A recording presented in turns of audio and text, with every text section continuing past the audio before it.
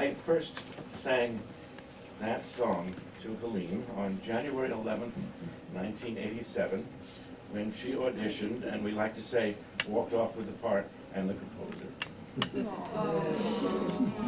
She's now sung it on 4 continents, at least 100 times. It became the processional at our wedding at Stephen Wise Free Synagogue in Manhattan, July 14th, 2002, after a 15-year courtship.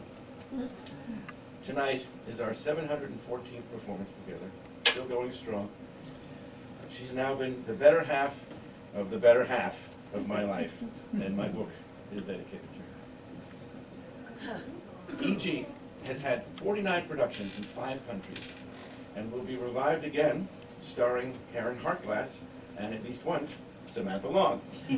October 26th at the Puffin Cultural Forum in Teaneck, and 6 times next January at Theater for the New City in Manhattan. We should also mention that both Helene and Samantha will be participating in a concert of my Metropolitan Philharmonic Chorus.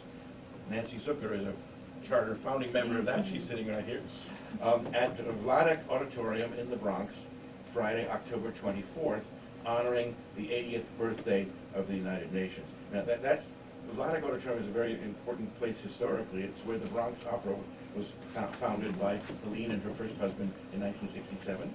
And it's the first place that Helene and I ever performed in public, and it was E.G. in 1987. So I want to mention concerts that I've been particularly proud of here in Oyster Bay. Karen, Helene, and I performed one at the library on August 20th, 2019, honoring the centennial of Leonard Bernstein and my 70th birthday.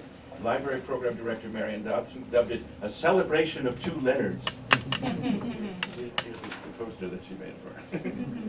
And we had a cake with the 2 Leonards, which was really nice. We like cake. It was one of the last concerts before the COVID pandemic. Recent attempts at reviving concerts at the library have resulted in disappointingly low attendance, resulting in at least a temporary moratorium on all concerts at our library. We are hoping that all of you and your friends expressing your love of music by being here can help working to change that. That's the major reason we're here tonight, to celebrate Theodore's books and to bring music back to you in Oyster Bay. Concerts began at Oyster Bay Library in 1997 after Billy Joel donated the money for a piano, which I helped choose from over 100 at Hofstra, and dedicated during a concert at which I played a piece I wrote on the musical letters for Oyster Bay East Norwich Public Library, FSE and so forth. Yeah.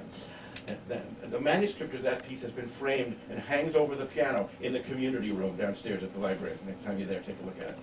I've performed it there several times, most recently as part of a talk on music I gave with pianist Blake Peltzer, and also on programs of music honoring Theodore Roosevelt's grandson, my and Stephen Walker's friend, J. Williard Roosevelt, a distinguished Long Island composer, a Harvard alum, and like me, a pupil of Nadia Boulanger, and the creator of numerous chamber, choral, and band pieces.